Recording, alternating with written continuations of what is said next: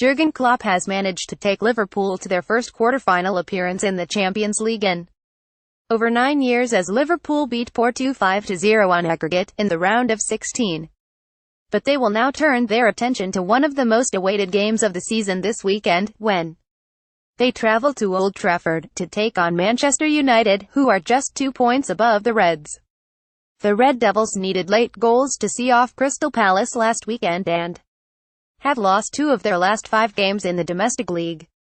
Klopp's men are fresh from an easy victory over Newcastle United in the league and will search for all 3 points, which will propel them to the second place in the points table.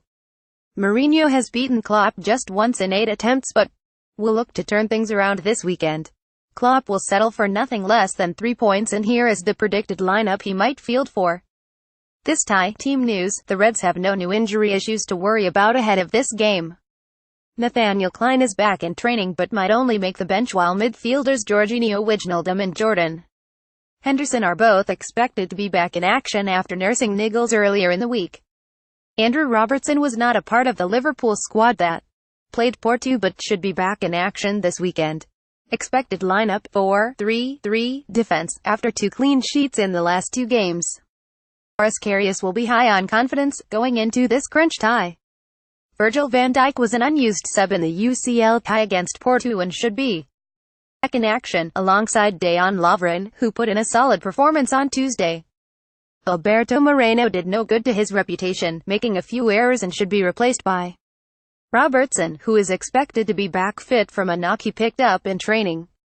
João Gomes did well in that game as well but could be replaced by Trent Alexander-Arnold, who made his place debut at Old Trafford in a solid performance last season. Midfield: having started 2 games in 4 days, skipper Jordan Henderson may be rested for this tie, with Emre Can starting as the deepest of the midfielders.